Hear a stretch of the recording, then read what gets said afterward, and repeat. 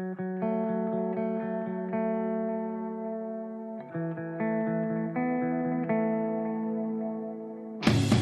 dealing with a falsehood, you're faced with two options.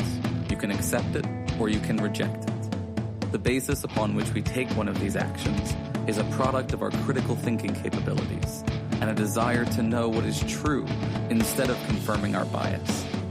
A lie can travel halfway around the world while the truth is still putting on its shoes. On Brainstorm, we choose the hard truths over the comforting lies. Reason, compassion, skepticism. This is the Brainstorm Podcast.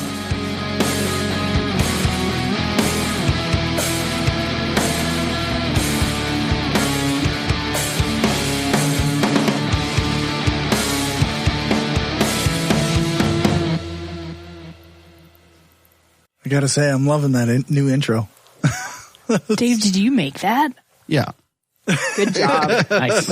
Yeah. It's fucking badass. All right. Well, thank you. Hi, and welcome to the Brainstorm Podcast, Skeptic Studio, the interview portion of the Brainstorm Podcast. I'm Cory, and my panel tonight are Angela. Hello. Lisa. Can I be badass too? No, you're a doctor. That's right. Brandon. Hello. Rene. Hello. And, of course, the always amazing Dave doing sound. Yes, as I proved with my intro. That's right. Always amazing. We're here in Roman Empire Studios in Regina, Saskatchewan, and today is May 11th, 2018. Tonight, we're talking to Ian Harris, the skeptical comedian. Thanks for joining us, Ian. Thanks for having me. So I guess all comedians are kind of skeptical. I hope so. We tried to have you on last week, but we couldn't make things work, but we got it going this time. So that's good.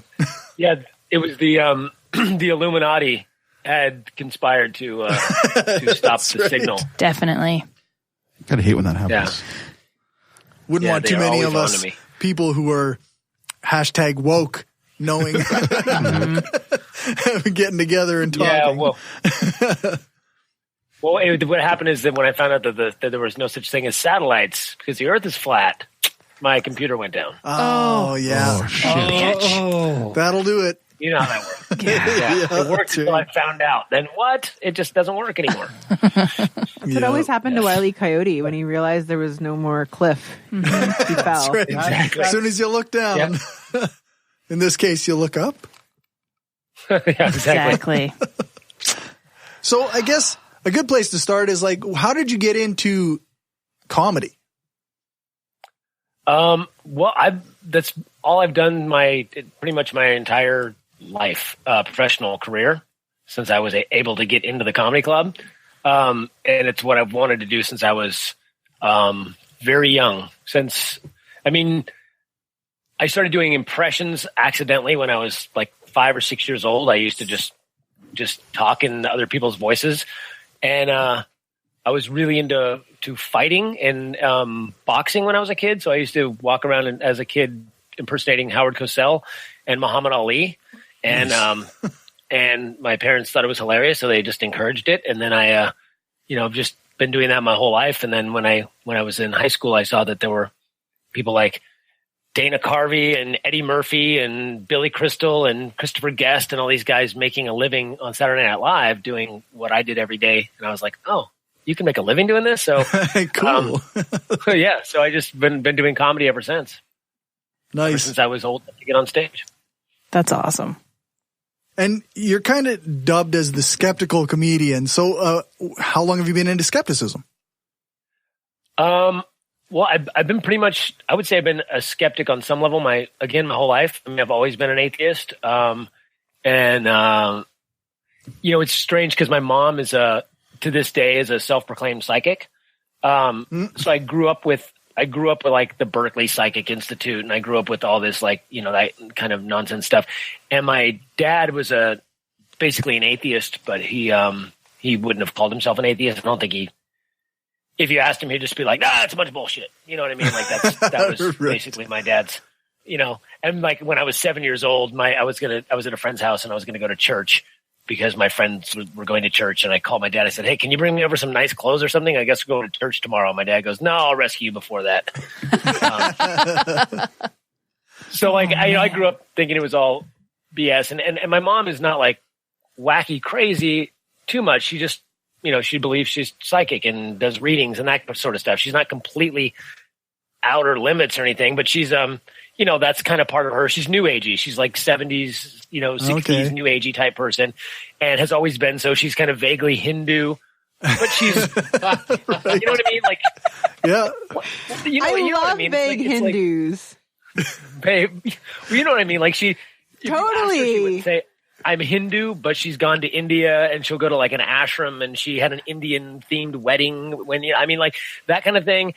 But it's kind of all in the name of spiritualism and the universal consciousness kind of a deal. And the, the Course of Miracles and the, what is that? Like the Secret, all that kind of like. Definitely. Manifestation. That kind of thing. Manifestation thing. Exactly. Kind of the definition of woo.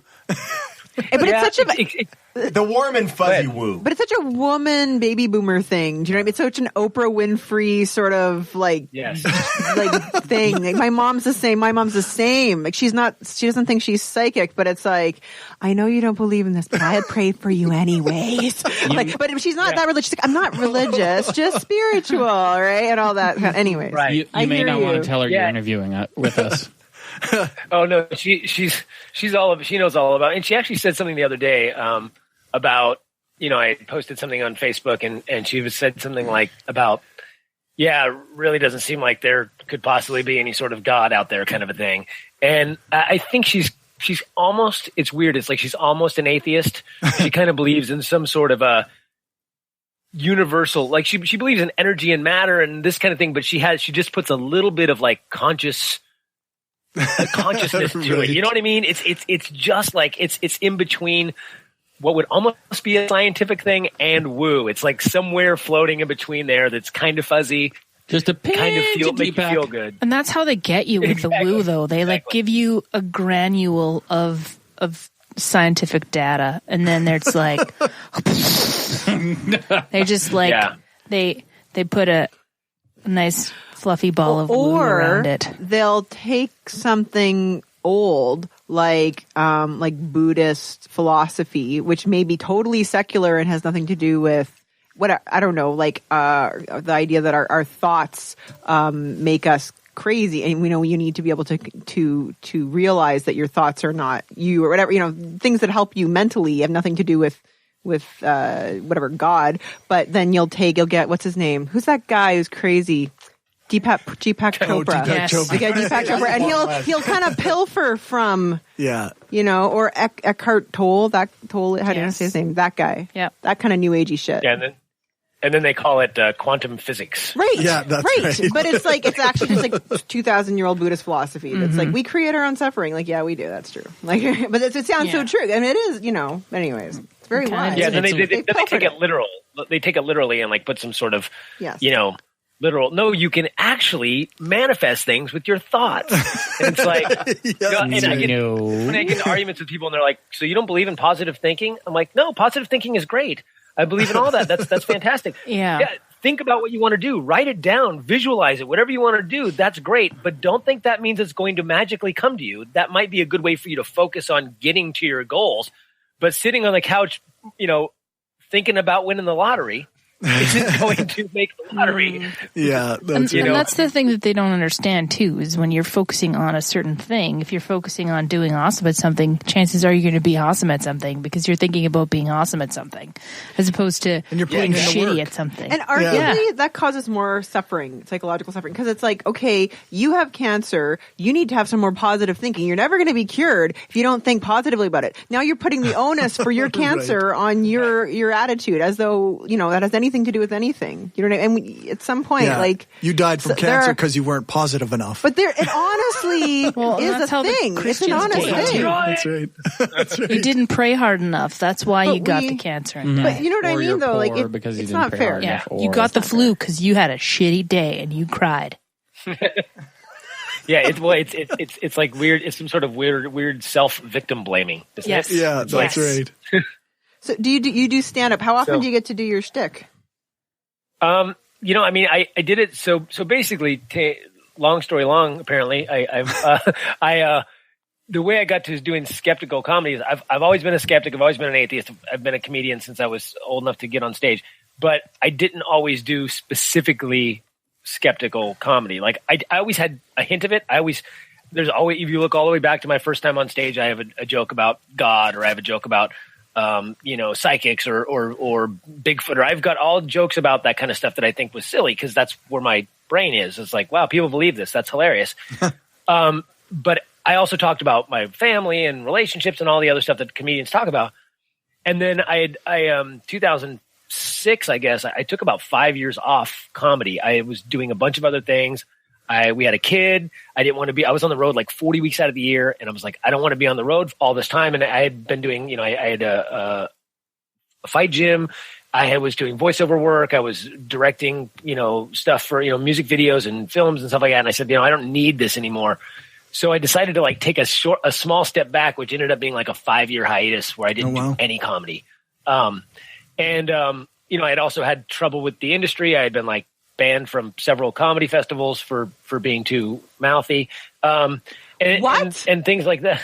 Controversial. I won't repeat. Yeah. But I used to think that I still think so, but on some level, I think that people should be called out for their bullshit. And, so I like to do that on stage. And apparently the people who book television shows and comedy festivals don't like it when you point out their bullshit from the stage during their during their festival. That's not that surprising. Yes. I thought it would have been funny and appreciated. I was wrong on several occasions. Like, fuck you, Chad. Email me back already. People in power don't like you calling them out on stage. What the hell are roasts for? Like, that's what a roast is. But you're not roasting the producer of the roast. Yeah, that's right. Because all the producers are like, cut, that's it. And it's gone. And it's done. Yeah. And usually I just a lot of always those thought it was jokes funny when are they're like, approved of first. But well, yeah, but I always thought it was funny because you always hear that these producers and these bookers and these agents and whoever, they're like, yeah, I love Lenny Bruce. I love Bill Hicks. I love how edgy they were and how they didn't take any shit from anybody. They called it like it is. And then you go and do that and they're like, not in my house. Get out of here. You're like, well, what the hell? I thought you just said you loved Lenny Bruce. But I was being edgy. Yeah. The people who had Lenny Bruce. Yeah, the people who had Lenny Bruce and Bill Hicks in their clubs also did that. They were like, yes, exactly. Yeah. Lenny Bruce was arrested how many times? Yeah, exactly. So then when I basically decided to I really wanted to. I just got on stage one night and wanted to get back into comedy for a few reasons. Like, my daughter was at like 5 or 6 at this point, and she had never seen me do comedy. Didn't identify with me as a comedian, and I identified solely as a comedian. So here I have a kid who doesn't even know what I do or who I who I believe I am or who I feel I am. So I said, well, I'm going to do comedy one time, and I'm going to bring her. So I brought her to an open mic at a coffee shop in LA, and I did comedy, and I was like, I'm just going to start getting back up on stage for fun. And because there was nothing tied to it, I didn't have to make a living doing it. I didn't have 40. I didn't have to like please the establishment anymore. I'm like, you know what? I'm just going to say whatever the hell I want to say. Right. So I just started going up and ranting about Christians and talking about people I thought were stupid. Basically, like, that was kind of my thing. Like, you people don't believe in science? What's wrong with you? Like that. And all of a sudden, like, within a year, I had 2 hours of new material, and I got offered to do this comedy special thing, and I taped it, and it went really well. And then I just kept doing it, and then I started trying to get back into comedy clubs and realized they're not going to book me doing this because I walk half their crowd. So I started booking my own shows. And just going to a comedy club that I used to work at, I'd go to a Wednesday through Saturday at a club and say, in Portland or in Seattle, who were like, you're not coming here doing 45 minutes of atheist material. Sorry. If you go back to your old act, we'll book you, but we're not going to book you like that. And they'd say, well, we'll give you a Sunday night, but it's your show. You have to pack the room. And if you don't bring anybody, you owe us money, kind of a thing. So I started doing that and reaching out to all the skeptic and atheist groups in each city and busting my ass to sell 200 tickets on a show and get people out. Wow. And pretty soon they started calling me going, hey, you want to do this convention? Hey, you want to do this, somebody be in the show, and they're like, oh, we're doing the American Atheist thing. You want to come host it? Sure. And then, oh, we're doing this, this and that. And so eventually I got to where I was like one of like 2 comics that basically did every atheist convention and then I ended up getting to do the Reason Rally and the CFI convention and all these things because I did comedy that was geared to them. And when I would do my shows, I would just invite all of them out, everybody in that town that was a skeptic or an atheist. And a lot of times they would come out, although it's very hard to get nonconformists to do anything as a group. Yes. I find it Herding kind of cats. weird that you're having problems with that. Like, because there are a fair number of comedians that are atheists, but I guess they breached over that threshold. Like I was thinking like Jim Jeffries and Ricky Gervais and George Carlin had a lot of atheist material over the decades. It seems almost mainstream in some ways. So you the don't. thing is that oh, sorry, go ahead. You don't do a lot of yoga retreats then? Yeah, exactly. No, not a lot. He's only done one psychic convention, and they saw that coming. Yeah, exactly. Every punchline, they laughed before I said it. Yeah. Yeah.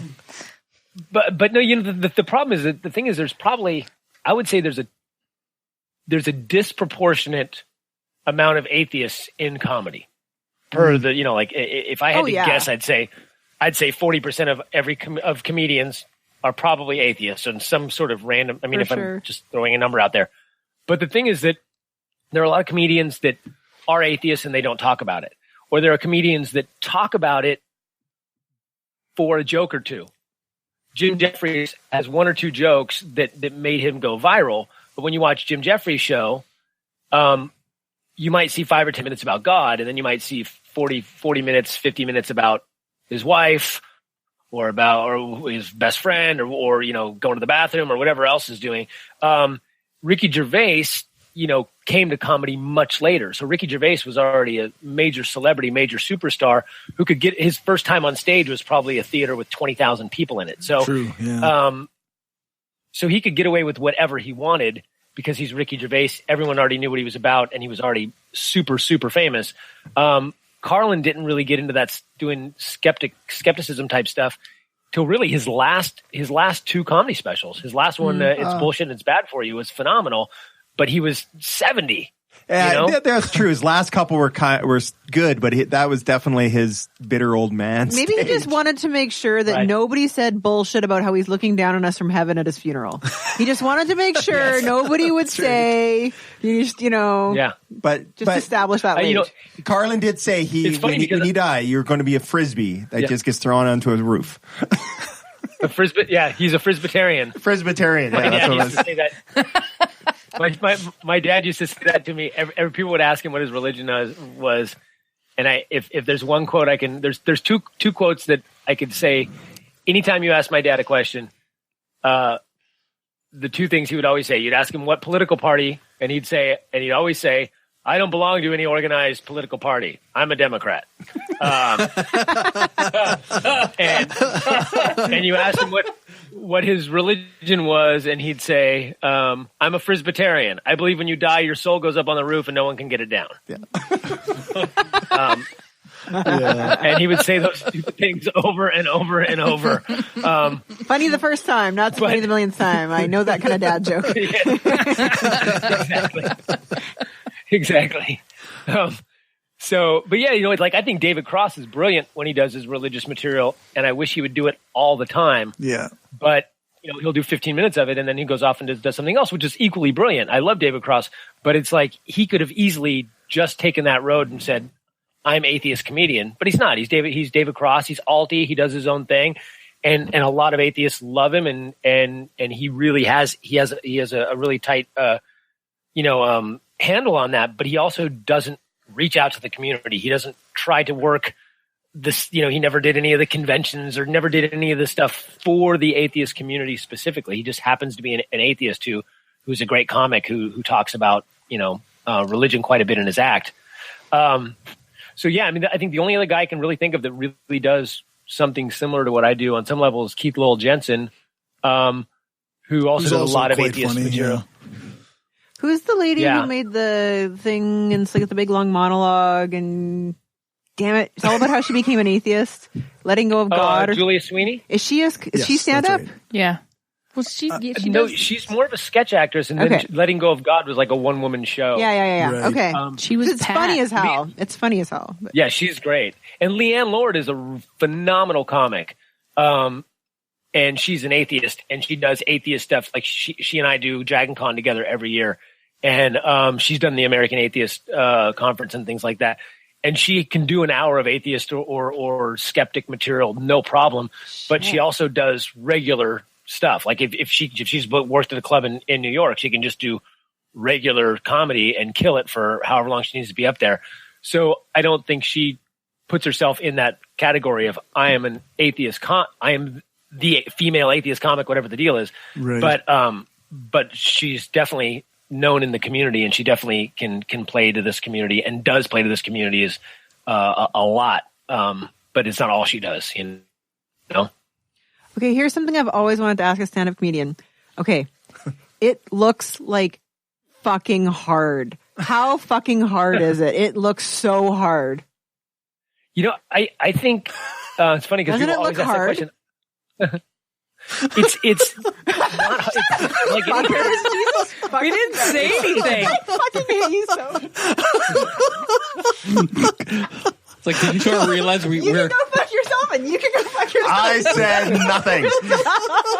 And Dave, the man behind the curtain. We actually run like a Is also 5 night a gonna week fuck comedy himself. circuit. Just Lisa's never come. It is National Masturbation Month. She didn't know about how we're like the I hate rotating you all. lineup at you where, all. what is it again? Where do we all do comedy at? Hey, Okay. how At least- difficult is it? to be as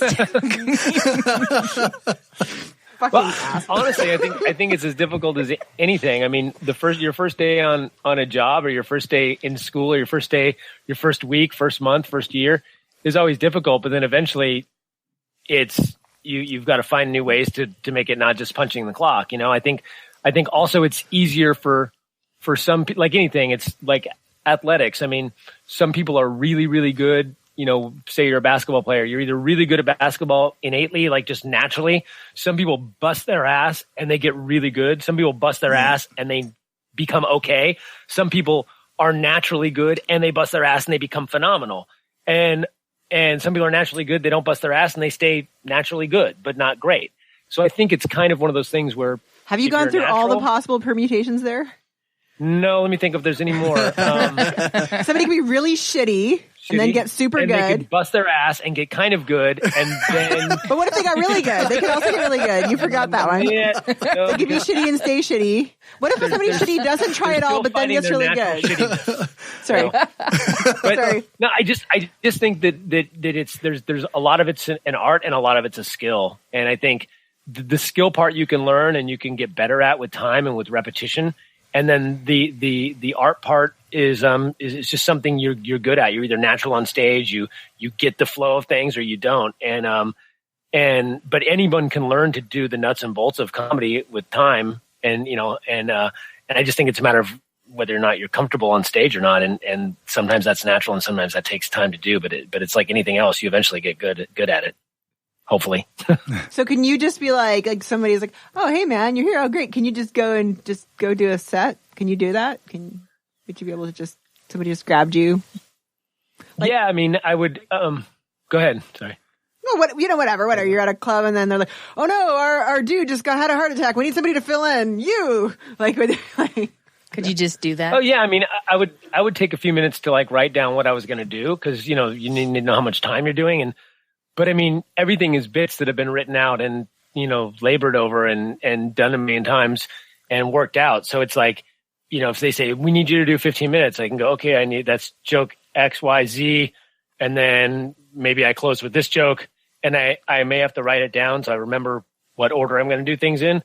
But I mean, even if they said, just jump up there, I'm sure I could probably rattle through any number of, I've got hours of material from doing this my whole life. So I could probably, someone said, go up there right now and do an hour. If I had 5 minutes to write down my set list, I could go up there and do an hour, no problem. But if Wow. if you said do 10 minutes, I could do it off the top of my head. Sure. Do you find like you've kind of set yourself apart as an atheist / skeptic comedian, and do you find that it's limiting, or do you find that it's you haven't necessarily because people are somewhat hesitant to book you in certain areas because of your subject material? Do you find that it's limiting and that you aren't as prosperous doing comedy as you could be? No, I mean, I think that's a yes. There's a yes and a no to that. I think currently there's something to that, but I think in the long run, it's way more prosperous and it's way better because nowadays you really need to build your own niche. You need to have your own thing because it's the days of just working regular comedy clubs. There's 10,000 comedians out there. Yeah. I mean, I've looked to get into clubs and I look at their roster and they don't have anybody I've ever even heard of. And I'm a comedian for 26 years. And I'm like, I don't even know this person. And I call and I can't even get the person. It takes me 3 years to get somebody on the phone. And they're like, yeah, we don't really want to book you. I'm like, you're going to pay $800 this week. I wouldn't even want that gig anyway. Like, it's crazy how hard it is to get into just shitty clubs. Yeah. So for me, it's as just a regular comic. Meanwhile, if you have something, if you're on a, like I know people that just do gay and lesbian shows and there's like this separate gay and lesbian circuit. And if they're little mini celebrities within that group and they do great, like they're household names in that group, they can sell 1,000 tickets at a theater, no problem. Whereas a regular club might not book them, not because of their content, but just because they're not famous to regular people. Yeah. Into their when I mean like regular in their regular audience that they're just average person in their genre, they are famous. So for me, it's and there are certain groups that really stick to, like if you're Hispanic, if you're a Latino comic and you're on like a Latino comedy tour, you're probably going to get all those fans. They really like Latino fans love Latino comics. George Lopez. Yeah. I mean, look at all those people that back in the 90s and early 2000s, George Lopez, Carlos Mencia, what they call it, Gabriel Iglesias, all these people, that opened for George. Now they're famous. And then somebody opens for them and now they're famous because those fans are ravenous about that style of comedy. Yeah. So if you're in that group, but regular, like whatever, cisgendered, heterosexual white dudes, nobody gives a shit, especially white dudes. No white guys like, oh, white guy comedy. Let's go see white guy comedy. Nobody gives a crap. You're not so from I can't be like, it's the white guy Saskatchewan. comedy tour. People are like, yeah, that's every comedy tour. Shut up. You know what I mean? So you have to have something. Well, that there sets you might be a apart. specific niche, but that's kind of getting into alt-right crap. Yeah, you don't want to Yes, join exactly. the alt-right. And Anyway, sorry to derail. There is an though, audience for that here in Saskatchewan. yeah, There that's is, true. yeah. But is Dane Cook just like really, really unfunny, or is it just me? Like really painfully. Full disclosure. I agree. I have previously found him funny. You have found. He has one or two. Okay, good we can bits. still be friends. It's okay. Yeah, you're not going to hold that against me. From a comedian standpoint, when Dane first started out, if you listen to his whole, he's got 5, 6, 7 hours of material out on various CDs and specials and whatever. You could probably go through and find a good hour or two of really well-written, good material in Dane's stuff. Even if it's stuff that the genre that I wouldn't like, it might be kind of bro comedy, like frat boy comedy, but you go, oh, that's a well-crafted joke. For me, the majority, and especially his earlier stuff, was a little bit better than his later stuff. Yeah. But he started relying on this bravado, that for some reason, like frat boys love him and the girls who date frat boys think he's hot. So it's like he stands on stage and like puffs his chest out and he talks there and does his thing, and like people think it's great, even though there's no material there half the time. Yeah. And I think that what he's great at is he's really good on stage. He's really good at commanding an audience and knowing his audience and just commanding and being a presence in the room, which is part of comedy. I don't think if I read his material in a book, I wouldn't laugh at all. But I see why people are captivated by him when they're on stage live and he's just like doing his thing and he's in your face and he's yelling and screaming and you're like, whoa, this guy's intense. He's like Hitler. Exactly. He's got slightly funnier than Hitler. Slightly funnier. But Hitler had the whole like Has look better going jokes on. about I mean, Burger King. So you're saying that Hitler missed his moment as a stand-up comedian? well, Yeah. I'm just saying, these charismatic orators, I mean, for whatever. I don't know. I think we crossed the comedic law there when we've already invoked Hitler. No. You just can't invoke Hitler to make an argument for, you're like Hitler. No, I'm pretty sure there's an unwritten comedic law Maybe. somewhere. He's kind of like, anyway, it's not funny. Comedy is very, very personal, right? Like, I'll watch this, like, I love stand-up. I'll go through all of it on Netflix, and I either, like, love it and eat it up, or I'm just like, meh. Like, I don't, Yeah. Well, and really nowadays depends. there's, they're trying to force a lot of, stuff. I think like Netflix they're on this kick where they're going to do one a week for 52 weeks, and then they were going to do a second year of that.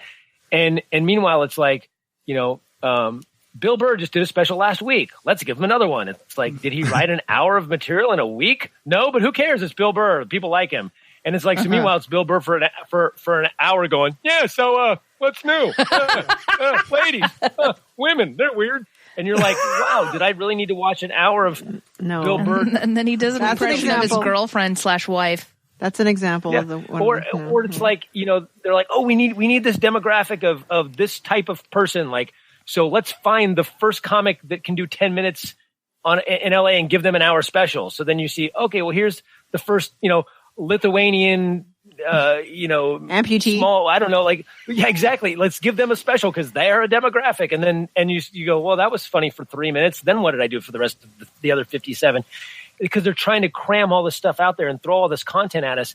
And meanwhile, it's like you get some really great stuff, but you also get just some stuff that's just garbage. And you're like, this is on Netflix or this is on Amazon or HBO. You're like, what is going on here? Yeah. There is a lot of crap on Netflix, and it's worse on Amazon. It's worse. I'm sure it's like in the Tig Notaro's special was awesome. Her latest one, where she does like a good portion of it topless, was it's fucking amazing. Definitely. Tig is funny though. And Michelle Wolf, I fucking love that woman. Even before the White House Correspondents' dinner. Yeah. And that was good. I didn't watch that. I gotta watch it. You do. I haven't had time. You really do. The other thing I was going to ask you, regarding the hashtag, the metoo movement, I was just going to ask you as a comedian. I mean, there's been some fairly prominent comedians that have been touched by Phrasing. They've been touched or they have touched. Well, some just jacked off in front of people, but There's some fairly prominent comedians who have been touched by fairly prominent comedians. that's right. I was just wondering if you what have you noticed? Like how have you observed that in your experience? That there's now an arm's reach limit. Yes. Yeah. No, I mean, the thing is that I think that there's, and I know this is going to come off really bad, but I speak my mind. Please do. I think that there's a little bit in comedy, and I think we saw it with the Al Franken thing.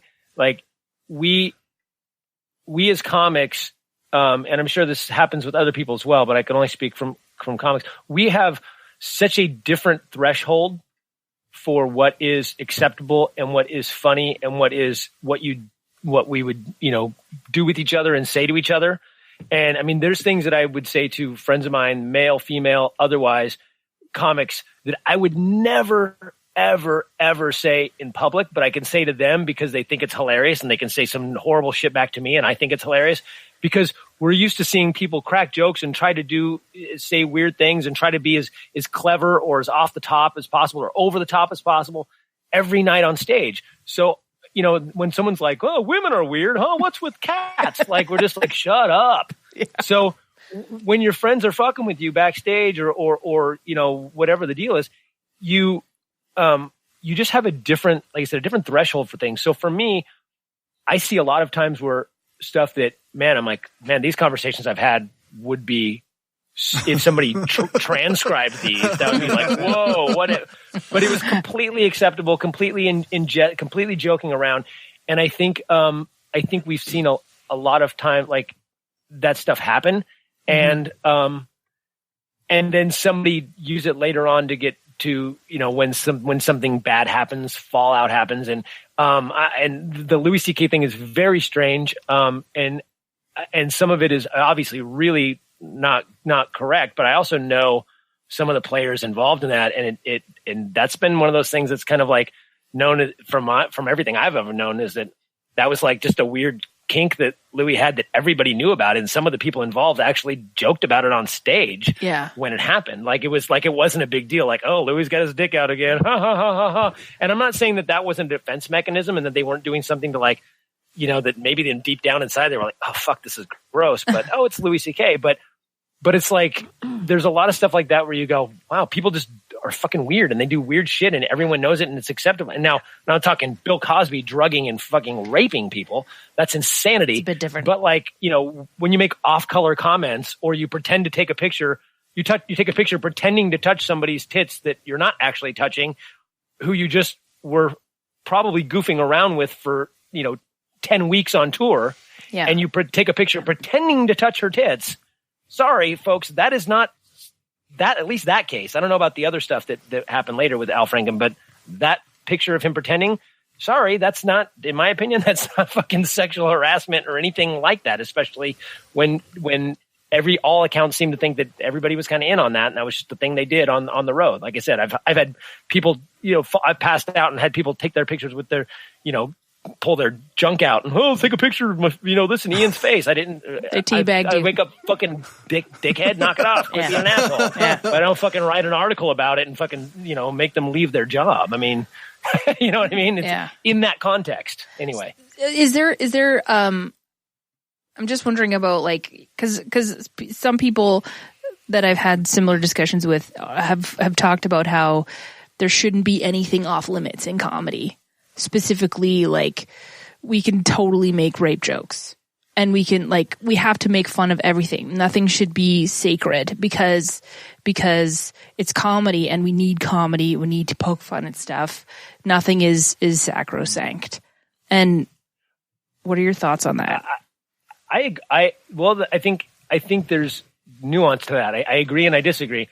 I agree on some level that nothing is sacred and nothing should be off limits on some level, but I also don't think the rape thing is weird to me because people say, oh, you should never make rape jokes. Like, well, first off, I don't know that I believe that rape jokes necessarily support a rape culture, but I've never heard anyone ever do a pro-rape joke. And if they did, it wasn't funny and it probably wasn't a joke, so they shouldn't be saying it because it's not fucking funny.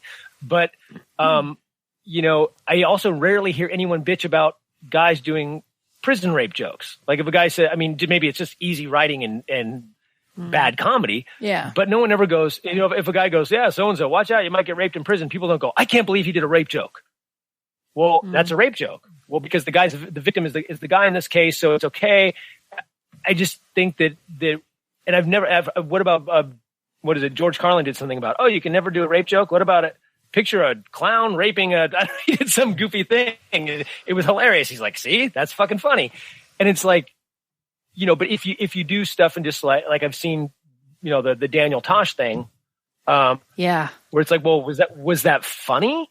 Was that a joke? Was that, in his case, if you look at the whole thing that happened, he was dealing with a heckler.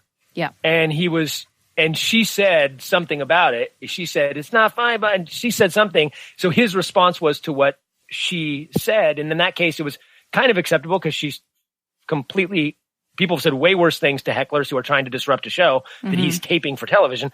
But if he had just popped up out of nowhere and be like, hey, what rape joke, rape that girl, you'd be like, well, what the fuck? That's not even funny. And that's not even, that's not even a joke. So in cases like that, like, why would you do that? I don't even understand that. But my point is like, where do we draw the line? And I think if I do religious jokes, religious people will say that's way off, out of bounds. And I should never do that. And religion is sacred. And the thing is they can vote for that by not paying to see my show. It sounds like what it sounds like you really find offensive is jokes that aren't funny. Yes, and it's funny because it's really funny because one of my favorite lines, Janine Garofalo was on Real Time with Bill Maher a few years ago. Yeah. Do you remember when Seth MacFarlane hosted the Oscars? Yes. And there was a big thing because he said, "Hello, it's Julianne Moore. I saw your tits, and so I saw your tits," or whatever. And he did a song about how he saw all these women naked, and that was like he did this funny little thing where about all the women. Thank God for all the women we've seen naked that are in the room tonight. And then he did this like Broadway musical about I saw your tits. And it was supposed to be funny. It was pretty dumb. And a lot of people were like, Seth MacFarlane is. Right, exactly. And everyone was like, oh my God, I can't, what a stupid, and they were asking, and Janine Garofalo, someone said, well, would you, what about your kids? Like your kids are watching the Academy Awards and here's a guy singing I saw your tits or whatever it was. Yeah. Are you okay with that? Your kids watching this? And Janine Garofalo goes, well, no, I'm not okay with my kids watching that. She goes, not because he says I saw your tits, but because that's just shitty comedy writing. I like reading more. Like, why are your kids watching the Oscars? Why not? When there's Paw Patrol? That's so last year. Wasn't Janine Garofalo like in an episode of The Simpsons, and she's like, and the only thing she says was, so I got my period today. And that was the whole cameo that she had. I love her. Me too. She voiced somebody like Bart's girlfriend or something, I think. Oh, she did. Yes. Yeah. Or Or was that Sarah Gilbert? I don't know. One of them. Sarah Gilbert did. Yeah, they were both on The Simpsons, if I remember right. Yeah. Oh, okay. A lot of people. They're similar now that I... Very. Shit. Yeah. Very. Janine Garofalo, another atheist comedian. Yes. It's just an interesting conversation to talk about, like, specifically with comedy, because I think it's important. I think satire is really important. I think it's helped myself a lot in this tumultuous political climate we find ourselves in lately. It's really important, and that's honestly how it's the filter through which I get my current events is through the perspective of the likes of Samantha Bee and John Oliver and Saturday Night Live, specifically Weekend Update. And it's helpful to have that because otherwise it's really depressing. Well, the thing too about like with the what's off limits and whatnot is I get this because I make fun of racism a lot. I love making fun of racists in general. But because I do characters and things like that, a lot of times I do it by doing a character that is racist and making them really stupid. I might have a conversation with somebody and be like, do some kind of racist. And I may say something that is racist in the conversation of the character, or what if it's a sketch or whether it's something I'm doing on stage. And it's like, in order to have the argument or in order to point out how ridiculous this is or whatever, I'm parodying morons. So, and I'll still get people to go, oh, well, that racist joke you did. It's like, no, it wasn't a racist joke. I was making fun of the racist. Like, you don't even get the difference. And that kind of stuff is really annoying for a comic because it's like, if you're really anti-racist, you should be applauding what I did because I'm making fun of racism and pointing out how ridiculous racism is by lampooning this. Yes. And you're pissed off at me because I said something while I was pretending to be a racist character. It's like, that's insane. Like that, how else am I going to do it? Just go, racism is bad. Laugh. No, it doesn't work that way. I think, Eli Bosnick kind of explained it on a podcast one time where there's the difference between a subject and an object of a joke, and like the subject of a joke is racism and the object is the racist, or like the target is the racist. And that the way you formulate your joke tells the people, or should be interpreted the way if you do it right. Mm-hmm. Yeah, absolutely. And I think that's it. I think that it's also comes down to, like you said earlier, if it's good comedy, if it's well written, if it's well crafted, and it makes a point, then I think that's what should be important. I mean, if it's just stupid shock humor, just in order to try to be shocking, it's like, well, what's I mean, there's a great, people always ask me, because I tell people my least favorite type of comedy is shock comedy, because you can't shock me. Like there's probably I can't think of a single thing that you could possibly ever even imagine that would shock me or that would make me go, oh no, gasp, eek, whatever. And I hate shock comedy. I just think it's the lowest form of garbage comedy. And then people go, who's your favorite comic? And I go, Doug Stanhope. And they go, well, he's like the shockingest comic ever. And I go, yeah, but the difference is that Doug Stanhope doesn't try to be shocking. Doug Stanhope is just Doug Stanhope, and he's a brilliant writer, and he makes amazing points with everything he says for the most part, and he's just a phenomenal comic who happens to be a crazy person who does crazy shit. So every joke is about some crazy thing that he did the night before, and he talks the way he talks, and he doesn't apologize for it. So therefore, he's shocking. But he doesn't sit out and go, what words could I say, and what situation could I say that would shock people into laughing? He just says, hey, last night I was at the bar and I met this, and whatever, he tells some crazy ass story. And at the end of it, he's like, and that's why gay people should be able to get married. And you're like, wow, amazing. What a brilliant point. But the journey you went along was like, whoa, what the fuck am I listening to? and that's just because that's fucking Doug Stanhope.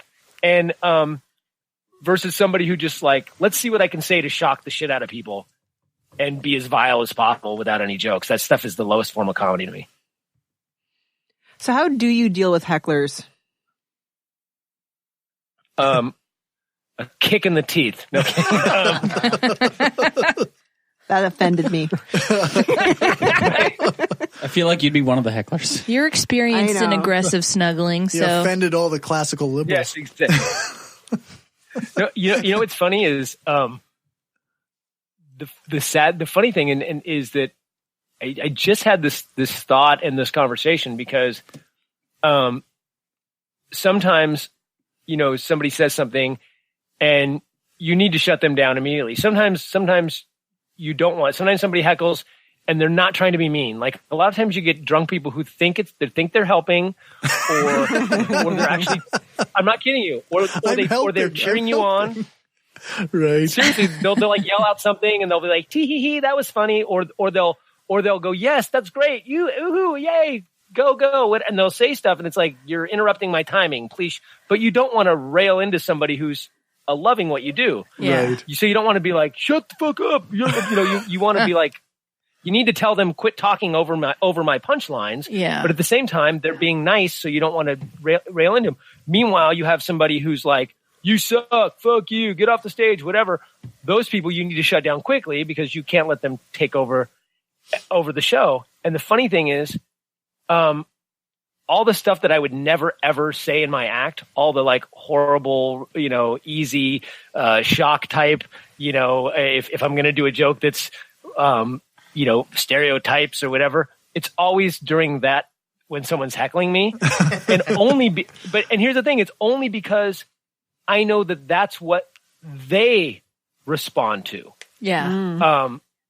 Like a good example is, and I almost hate telling the story to friends because they're like, or especially all my friends who are liberal, because they're always like, I can't believe you said that. Oh my God, but I was doing a show in a liberal Bend, Oregon, and it was a killer show. It was a phenomenal show, and there was one drunk Trump redneck supporter, Trump supporting redneck is what I meant to say, And in the show that we do, it's called one of the tours I do is called Divided Comedy Tour. It's myself and one of my best friends, Ty Barnett, and we talk about race, religion, politics from our two perspectives. That's it. Not like we have vastly different perspectives. We're both liberal guys, but he's black from Chicago. I'm white from Northern California. We're really good friends, but we have a different perspective on race, religion, and politics, right? So how do we talk about these things? How do we joke about these things? And at the end, we go up together and then we do a little Q&A. So I'm up on stage and Ty went up first and killed it and just had a great set. I go up on stage and I'm barely in like 20 minutes into my act. And this guy's just yelling at me and he's obviously redneck, right wing, douche guy. And I go, and he goes, why do you like science? That was really smart. Super original. I go, there's a Q&A after. Why don't you save it? That's a great question, sir. I'll answer it later on. I'll answer the question later. Just but right now, let me do my act. And he goes, I asked you a question, faggot. Why do you like science? Oh. And I go, okay, science is the best way we understand. We know to discern fact from fiction. The scientific method is the best way we've derived to determine fact from fiction. And that's why I enjoy science. Does that answer your question? And he goes, fuck you, pussy. And I go, okay, look, dude, if you really want to sit, because then people are like, ooh, I go, if you really want to do that, you can come up on stage and we can see how tough you are. I go, but I don't think you're such a tough case, so why don't you just shut the fuck up? And his friends are like, shut up, man, shut up. So he kind of shuts up, and then I start doing my act again, and then I finish up, and I go, so I'm going to bring Ty back up. And the guy goes, yeah, good, get the fuck off stage. And I go, sir, shut up. And he's like, you answer my question, pussy. And then I go, hey guys, want to bring Ty out? And the crowd starts clapping. And the guy goes, good. He was so much funnier than you. And I go, you know what, sir? That's why we do this show, because we have two different perspectives. That's the point. I said, that's how it is. Not everyone's going to like me. I go, some people like chocolate. Some people like vanilla. And then I point at him, I go, and some people like dick. And, and I'm not homophobic, but he is. Right. Yeah. So his head exploded and he ran out of the room, and everyone applauded that he left. And that's how the show, and then we went on and did our show together. But it's like, I would never say some stupid homophobic joke like that, but it worked for this guy, because it's like, this guy's homophobic and he's calling me faggot and pussy and all these kind of things. So I'm like, okay, I'm just going to shut this guy up now. And it worked perfectly, and everyone laughed, and he left the room. And, but it's like, I feel bad saying those things, but I'm like, that's how you got to deal with people if that's their mindset, you got to go with their mindset, Yeah, you got to meet them where they are. That's funny. Get down to their level. Unfortunately.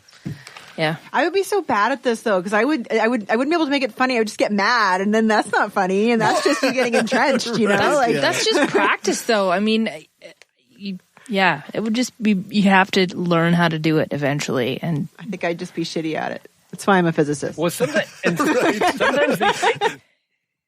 sometimes they say stuff that you just have no idea how to respond to. You're just like, what? What the hell did you just say? Yeah. Or, I mean, like, why do you like science? Like, what kind of heckling is that? Like, that's the weirdest. It's not even a heckle. It's just a dumb question. It's bizarre. Like, how do you deal with that? Like, huh? What are you talking about? Like, it's so off the top that sometimes you just get frozen in your tracks, and you're like, how do I respond to this? Like, was that a negative thing? Is this guy, like, is he seriously asking, does he never read a science book? Like, I don't know what this guy, I don't know. Like, that kind of stuff is funny, because sometimes it derails you, and you just don't, you don't know what to do in the moment. But, but you always have to be in charge. That's the one thing. yeah, that's interesting. It's very interesting. It is interesting. That seems like a good place to end it. Thanks for joining us, Ian. That was a lot of fun. Yeah, thank you. Thank you for having me. Where can people find more of your stuff? Well, if you, I currently have an hour special on Amazon and iTunes and all that, but it just went to Amazon Prime this week. Okay. It's called Extraordinary. It's obviously play on the word extraordinary, but it's from the Extraordinary Claims Require Extraordinary Evidence. And I have another one that should be coming back out. It was released in 2014 called Critical in Thinking. It was also up on all the sites, but I just recently got pulled down because the distributor went out of business. So I got it back, and I own all the rights to it again, and I'm putting it back up. So that should be back up too. But watch, Extraordinary is really good. It's new. It's a little more mainstream. Critical in Thinking is a little harsh, and it's one of those ones where you either absolutely love it or you absolutely hate it. And if you're a religious person, you will not like Critical in Thinking at all. And then you can find me. My website is ianharriscomedian.com or skepticcomedian.com. They both go to the same place. And then, find me on Facebook and Twitter and all those things, and friend me, and I'll friend you back, or whatever you do these days. You just friend all the people? Whatever the young kid, do you Snapchat? Yeah. You do? No. I'm still trying to figure out Vine. Fine. It's so gone already. Oh, man. You remember that? Remember Vine? There you go. Yeah. What about It was a thing for like 10 minutes. what's that thing that used to exist and people had them? They all had a web page way before Facebook. MySpace. Yeah, MySpace. that's gonna be a thing. How about before MySpace? Friendster. Friendster. I never had a Apparently, Friendster. it's still a thing. Is that right? Is it? Yeah, You there's guys like, are- there's like 500 users, but Oh, jeez. Yeah. You know there's going to be some kind of digital hipster that's going to be bringing back Friendster. exactly. Do you guys remember? Well, like, actually, there's sorry. no digital hipster. Start that website right now.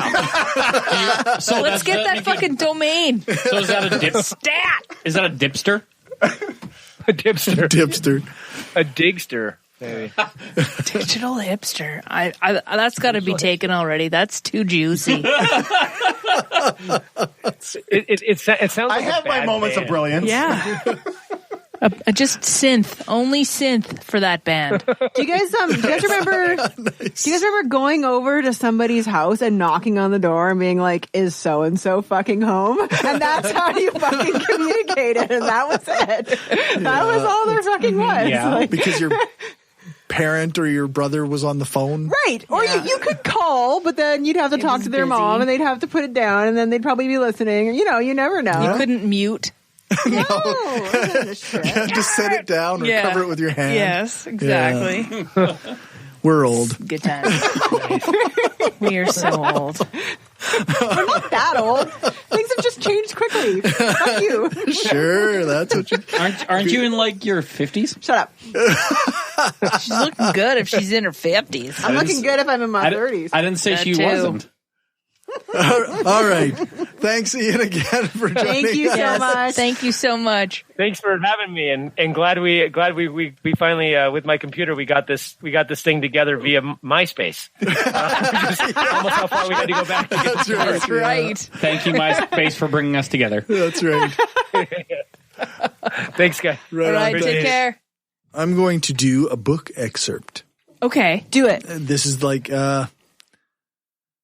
yeah, we haven't done one in a little while, but this is from a book called Everyday Sexism by Laura Bates. Throughout the book, she tells us stories from women who have written in to the Everyday Sexism Project about what types of sexism they're dealing with, how they deal with it, and how it makes them feel. The piece I'm going to read is from the last chapter. Does it ever make them feel good? Everyday awesome I sexism? don't think you want me to answer that question. No? I'm bothering. I'm picking on you like a jerk. So, yeah, I'm going to read I'm it being a from the jerk last like chapter. Bruce Bolton. Killing his whole family. Yeah. So this bit struck me as important because in these conversations, men get very defensive and feel like they can't help or even like they don't want to discuss the subject. And this little bit, I think, also provides a little bit of hope and a bit of an idea of how to change the way society treats women.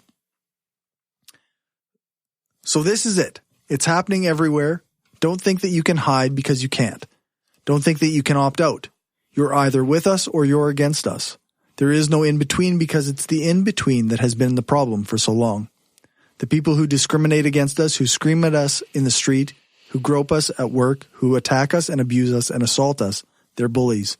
And bullies flourish only in an environment where their victims are weakened by isolation, where there's no supporting ourselves because there's no support to be had. But a bully loses his strength like a candle being snuffed out when the rest of the school stands up and links arms with the victim. There's no sitting on the fence because sitting on the fence is turning a blind eye. Even if you don't mean to or didn't realize you were until now, it doesn't make you bad or wrong. You just hadn't noticed sexism before. It doesn't mean that you're part of the problem. It means that now you can be part of the solution. We need you. We need you to stand with us. We can't do it without you. You can't achieve victory that requires a culture shift from a whole society without half of that society on board. But more, this is for you too. It's for everybody who wants to live in a fair society, for the men who want fair paternity leave and hate the Diet Coke ad, which is referenced earlier in the book, and the aunts and uncles and mothers and brothers and grandpas of all those little girls who deserve to grow up in a world where their horizons aren't limited and stunted and constrained to the number of inches around their stomachs. It's for the boys who deserve to cry when they need to, without being reprimanded and masculinized and forced into muscular, angry straitjackets. The thing about sexism is that it's an eminently solvable problem. Unlike so many of the other major issues facing our society, which demand huge amounts of money or medical research or legislation to fix, the answer is already within our reach. The Everyday Sexism Project set out to resolve the problem, but to force people to recognize that it is real. Set out not to resolve the problem, but to force people to recognize that it is real. I can't point to a single practical political change or a missing law that will make everything right, because it's not that clear cut. But again and again in the past 4 years, I've seen change happen. I've seen what success looks like, and it's really very simple.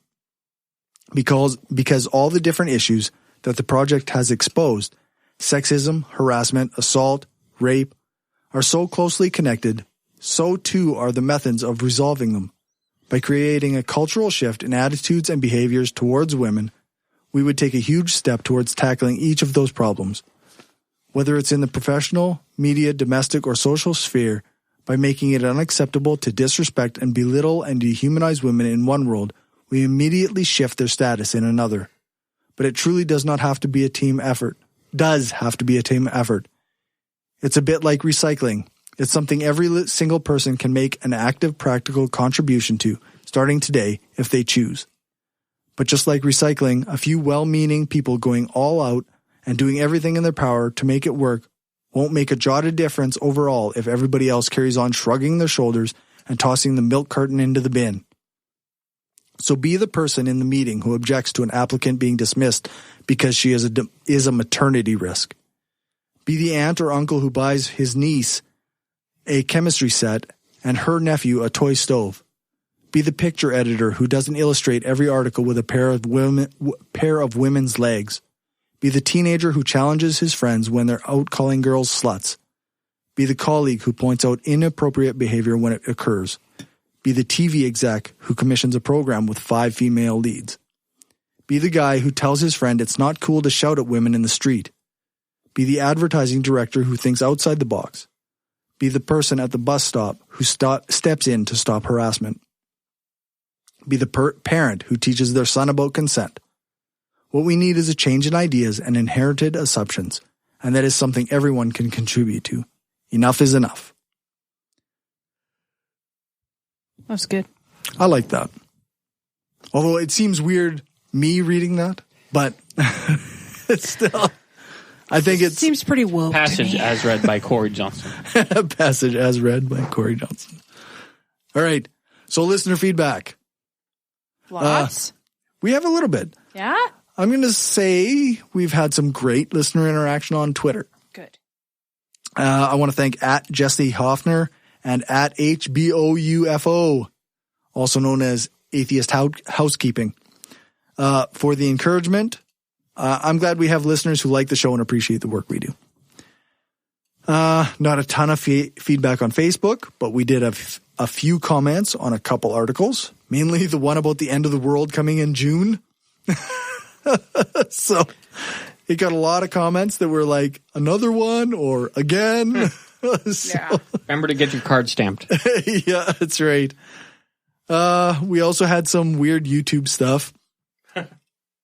We got a comment on the Side Thorn and Conspiracy Granny video from Reality Check 123, who said, Side Thorn is an agent to make people that investigate these staged shootings look crazy and unstable. They don't need help. Totally. That's the exact kind of thing a not crazy and stable person would say.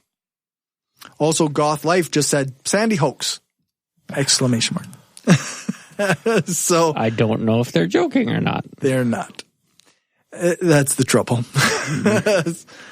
If you need to check out our videos, remember that we need you to check out our videos. And if you like them, then make sure to hit the thumbs up. And that increases exposure and also tells people that it's worth watching. No new patrons. But in the month of April, we almost made enough money off of the show to pay for our studio sessions. So we need another $50 a month to make that happen. Are you serious? Yeah, I made just about $200 last month. That's pretty wicked. Yeah, actually. Yeah. It really is. Nice. Yeah. Thank you, patrons. And, Thank you, patrons. On an unrelated note, my rate is going. No, just kidding. Yeah, that's right. That'll be quite literally the Coincidence. that'll be quite literally the moment after. It's like, guess what, guys? I just made enough to pay for the studio. Yeah. Funny you should mention that. That's pretty funny. Yeah. Dave. What's that? Oh, So- no. Just kidding.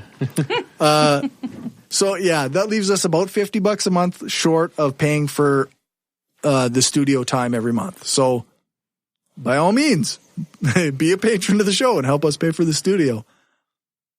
I also want to mention that the first 2 episodes this month were free. They were old content. They were the talks from the conference, which we kind of already got paid for when we put the conference on. So I didn't want to charge anybody for them. So yeah, it just seemed uncool to charge people for the first 2 episodes here. Everyone should listen to those anyway. That was some of those are really compelling speakers. Yeah, like the two I produced were the ones that haven't been on YouTube yet. Levada Leaning and Will Arnell. I think we still have one speaker that hasn't been on YouTube, and then I'm on to the ones that have been.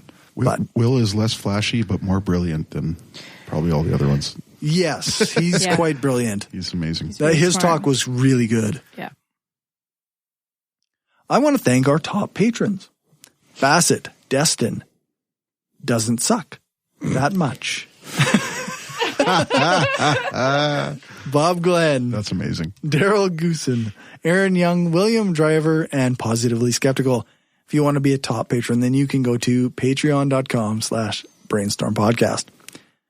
We have no new iTunes reviews or reviews on Facebook, but we like those reviews. We like 5-star reviews. Please review us. Please review us. Make a list of who you like the best from last to first. Please don't do that. I put a lot of work in this. Cory has to be the best every time. That bubble that Cory's got there. Put a lot of work into this. I'm trying to get them to make lists because we Cory's like lists. the worst thing on the podcast. Yeah. Oh, some of the YouTube comments did not like me on the Sam Harris thing. Except for the ones that didn't. Really? Oh yeah. I didn't read them. I only read the ones about me. I deleted a lot of What comments. did they say about you? Oh, Give us the dirt, dude. Give us a summary. We're a little bit curious. mostly like typical lefty. Blah, blah. Blah, you're boring. Fuck off. Have we before my time? Did you guys ever have like online questions that you tried to answer, like rather than supporter questions? I put out the word a little bit for an AMA, and we never got enough questions to worry about. Okay,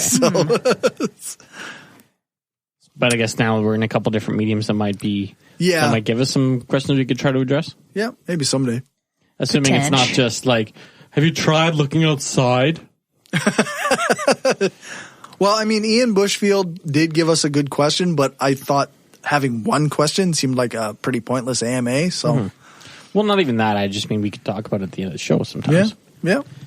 If we get, like I said, questions on YouTube or Facebook worth answering. Yeah. YouTube sucks. Like, actually, our Sam Harris Ezra Klein discussion has like 4,500 views now. Holy fuck. Whoa. So, Is that the biggest one? yeah, oh yeah. That blows all our videos out of the water. Okay. Well, What the hell? Well, there's some lessons to be learned in that for marketing, right? Like, Yeah, like that. that's right. Lisa doesn't have as much free time as she says she does. Why? How many times did you watch that video? Never. I just looked at the 500 comments times. trying to find ones that insulted me, and all people did was said I talk too much and interrupt too much. I'm like, fuck, it's true. That's all I could find. I really Cory tried to delete pared the down the really worst of mean them. ones. Like, I really tried. Anything that was like blatantly insulting to anybody, I was like, no, fuck off. Like, although I feel like I should have deleted anything that started off with that woman. Like, I really feel like, okay, sorry. you're gone too. We will take your criticism a little more seriously if you can remember our name. Or even whatever. just like, It is what it is. even just like be like, okay, so I disagree with the person who was saying this, or the you know, Instantly they make themselves in. that woman Yeah. talks too much. Well, fuck off, dude. Like, If you were a woman, you'd be more used to that kind of shit, Cory. yeah, that's probably true. But that doesn't make it okay. I agree. I'm just saying. All right. So plugging stuff. Watch our YouTube videos. Give us thumbs up, for fuck's sakes. All of the thumbs. Give us your thumbs. Otherwise, the bad Like people how will Ramsey thumbs us Bolton down. took thumbs. That's right. Otherwise, the bad people Another will thumbs us down. appendages. I've been trying to put out a lot of videos and extra episodes. And at kind of an unsustainable rate. When I've had time, I've been doing like all the work. So it's going to slow down at some point. So That's okay. That's okay. expect I will have a new Hardcore Skeptic episode out soon. Gumby and I haven't worked on Positively Skeptical in a bit, and he's taking a break from skeptical activism in general. But I'm hoping that I can figure out something else to keep that show going. And of course, I'll be rebroadcasting those two on the Brainstorm feed. Anybody else have anything to plug? Nope. How'd your Etsy store thing go? It went okay. It wasn't a very busy sale, but I sold a couple. Cool. So It's better than zero. better than zero. Thank you, Lisa, for supporting my creative shit. She sold more than a couple. It wasn't like me and someone else. was like it was 10 like things. 10. So 10. I was at 10 work. of them. let's Or round that to a dozen. It's okay. I was at work. I shared the thing, I noticed, and but I appreciate that. but I You didn't. know, I was talking to other sellers I knew from that one, and one girl I know said she didn't even sell enough to make back her table fee. Like she made like Yeah, $20 or I something. know. It wasn't busy. Yeesh. It So wasn't very busy. yeah, so feel like it a was podcaster. well, it was a Right? beautiful day, and it was a craft fair indoors. So Yeah. I think it was just hard to. Yeah. I enjoyed it. I got my mom a birthday present. I looked at your Etsy store and I was going to order something, but some of the stuff you had on your table isn't in the Etsy store. Well, that's the thing. Like, I pretty much put stuff in my Etsy store, and then like all the stuff that I had was like done the day before. Right. And I tried to put stuff on Etsy, but it's such a lengthy process Yeah. that it takes you like half an hour It's to like- add one item. I've been trying to create an email list for the podcast so yeah. that whenever if somebody wants to, they can subscribe to our email list and then they get an email when I update the website. That's right. And it's a fucking mission and a half. Like, fuck off. This is not going to happen soon. No. Don't I get emails? Oh, from Patreon. Yeah. Maybe, I mean, That's a different thing. do we just have a phone list where we can split them out? I amongst us? could actively phone everybody who listens to the show faster than I could get things on and mailed.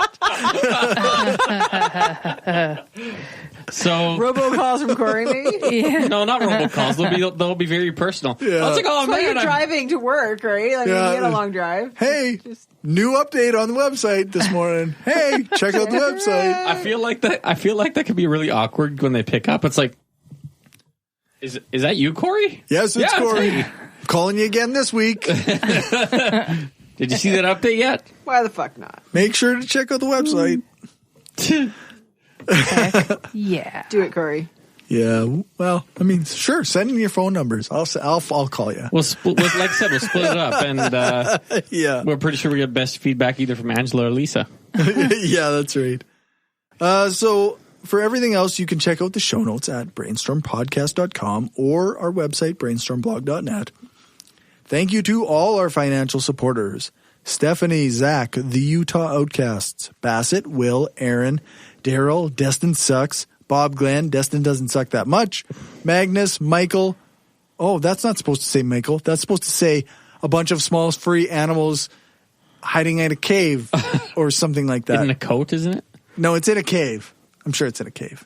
Are you sure? Yeah. That seems a lot less funny though. But it was like several small. The point is that it's long and it's several small animals hiding in a cave or something. Anyway, sorry, Michael, I didn't get to it this time around. Positively Skeptical and Rob. And if you want to join them and help the show grow, then you can do that at patreon.com/brainstormpodcast. You can also support us by donating to our GoFundMe for our conference. That link is in the show notes. Or you can buy stuff at our TeePublic store, which is also, the link is in the show notes. You can join us every second week when we broadcast live on brainstormradio.net. Our next show is on May 27th, and our guest will be, or 25th. God, my dates are bad. Our guest will be Bob Nygaard, the psychic investigator. Oh, no. He actively investigates psychics. Oh, okay. Yeah. You thought he does investigations with psychic powers. Yeah. I would not promote somebody like that. You know what? I would grill a psychic investigator. That might be an all right episode, actually. I want to thank Ian again for joining us. You can find more of his stuff at ianharriscomedian.com. Thanks to Dave for cool new intro music. Word. Thanks to Aaron Rabbi from the Embrace the Void podcast for doing the new voiceover for the intro. You can find his stuff at voidpod.com. Thanks to Alex Kapper Murdoch. I didn't cue that outro music. Whoops. You didn't. There we go. Thanks to Alex Kapper Murdoch for doing the voiceover for our ads, and thanks to Jason Camo for our outro music. You can find his stuff at aloststateofmind.com. All music played is either with permission or under the SOCAN license to play. For more information on SOCAN, you can check out the music license info page on our website, brainstormblog.net. Remember to give us a rating, a thumbs up or a fave on your podcatcher of choice. Join our Facebook group, like our page, or follow us on Twitter. Share the show and spread the word. For live listeners, stick around for the after show. You can go to brainstormafterhours.com and listen to the bonus content before it goes patron only. Thanks for listening, and remember, the truth matters.